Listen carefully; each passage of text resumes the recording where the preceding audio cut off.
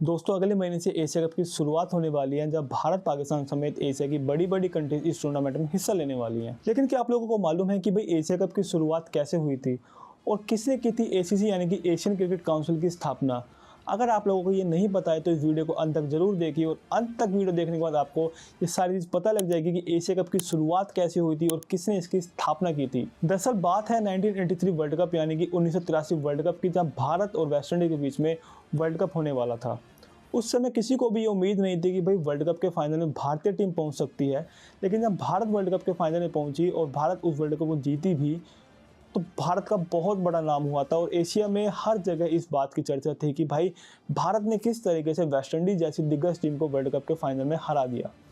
हालांकि world cup के final शुरू होने से कुछ टाइम पहले भारत के बीसीसीआई के अध्यक्ष यानी कि केपी साल्वे, जो उस समय भारतीय बोर्ड के अध्यक्ष थे, उन्होंने इंग्लैंड बोर्ड से 2 फाइनल टिकट्स की मांग की थी, जो कि इंग्लैंड बोर्ड ने उनको 2 टिकट देने से मना कर दिया था। सोचिए कितनी बड़ी बात है कि एक टीम जो वर्ल्ड कप के फाइनल में पहुंची है और उसके अध्यक्ष को ही फाइनल की टिकट ना दी गई हो। केपी साल्वे को टिकट ना मिलने का बहुत ज़्यादा दुख था और उन्होंने अपने मन ही मन में सोचा था कि 1987 यानी कि 1987 का जो वर्ल्ड कप होगा वो उसको हर हाल में भारत के अंदर कराकर रहेंगे। हालांकि 1983 के समय में इंग्लैंड और ऑस्ट्रेलिया का क्रिकेट के ऊपर ज़्यादा दबदबा था और इंग्लैंड और ऑस्ट्रेलिया की टूटी बोलती थी उस समय वर्ल्ड कप को लेकर या क्रिकेट को लेकर। लेकिन उस समय में केपी साल्वे के मन में ये आया कि जिस तरीके से उनको 2 टिकट नहीं दिए गए थे और उसका अपमान का बदल लेने के लिए भी उन्होंने 1987 के वर्ल्ड कप को भारत में कराने का प्रस्ताव रखा। हालांकि इंग्लैंड बोर्ड ने उस प्रस्ताव को ठुकरा दिया और 1987 के वर्ल्ड कप को भारत के साथ मेजबानी करने की उन्होंने साफ मना कर दी। केपी साल्वे को उस बात को लेकर बहुत बुरा लगा और उन्होंने अपने मन ही मन सोचा कि हम एशिया में एक अपना खुद का बोर्ड बनाएंगे और एशिया कप कराएंगे, जहां हम सिर्फ एशिया की कंट्रीज़ खेलेंगे और ये आईसीसी को दिखा देंगे कि एशिया में खेलने वाली टीम भी अब उनसे कोई यूरोप की कंट्री से कम नहीं है।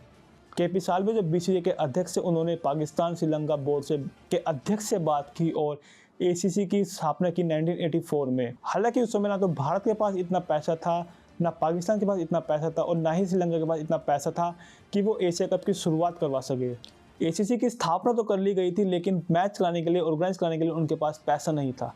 उसी समय एक दुबई यानी कि यूएई के एक बिजनेसमैन थे जिनको क्रिकेट का बहुत ज़्यादा शौक था और उन्होंने केपी साल्वे से बात की और उन्होंने कहा कि आप एशिया कप को शारजा में कराइए और उसका पूरा ऑर्गेनाइजेशन हम खुद उठाएंगे। उस बिजनेसमैन ने एशिया कप की पूरी ऑर्गेनाइजेशन को खुद डील किया और भारत, पाकिस्तान और श्रीलंका के बीच में सबसे पहले 1984 में एशिया कप की टूर्नामेंट हुआ। उस टूर्नामेंट में कोई फाइनल मुकाबला तो नहीं हुआ था, लेकिन ग्रुप स्टेजेस के हिसाब से भारत उस एशिया कप को, पहले एशिया कप को जीतने में कामयाब हुआ था। जिस समय एशिया कप को लेकर ये एशिया में चर्चाएं थी और एशिया कप हुआ था और भारत एशिया कप जीता था, उस समय आईसीसी को ये सबसे बड़ा झटका लगा था कि भाई एशिया के अंदर भी अब अपना खुद की एक काउंसिल बन चुकी है, एशियन क्रिकेट काउंसिल की स्थापना की गई है और